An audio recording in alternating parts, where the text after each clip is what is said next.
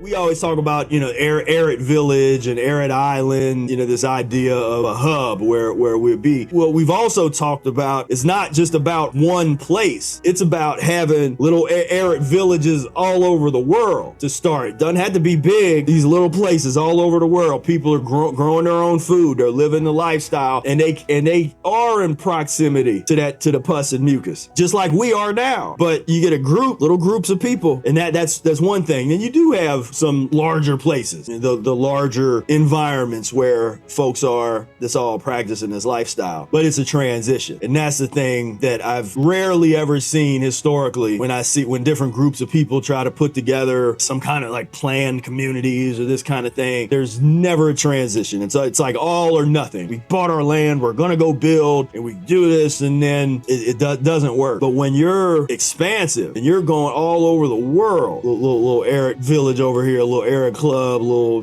mucus-free spot, that's powerful. You ain't shutting everybody down. They start trying to come for you or come for us. But that's where we can let our imagination go, because that's what was so important earlier, where we close our eyes and really visualize what does that look like for us? What does that look like to be able to be in, to have a space of freedom on that level, to be able to do what we want to do. No one's looking at you weird and this and that, but to really have and foster that kind of real peaceful environment.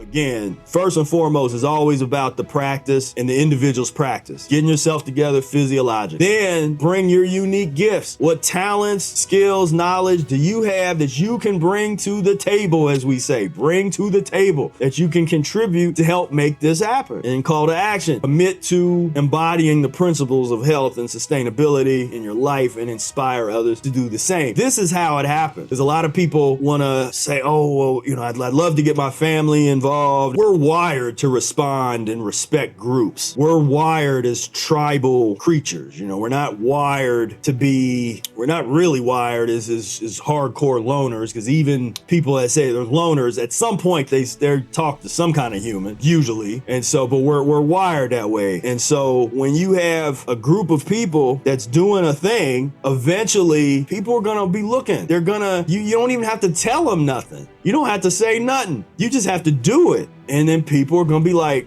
what the heck is going on over there? What is that? And don't let us be having fun too. Like, man, they look like they're having fun over there. What they in there? And then they'd be like, well, how old are you? And you don't look that old. Like, and then now that's how you do it, as opposed to, there's a time and a place for the outreach and telling people and that kind of stuff. But the real powerful thing is you have that group, that group or groups, people that's engaged, that's doing this thing, and it's attractive. It's like, hey, man, that's going on over there. Then check it out. You start getting a little relief, do a couple enemas, eat a little fruit, and it's like, oh, okay, I see what's going on.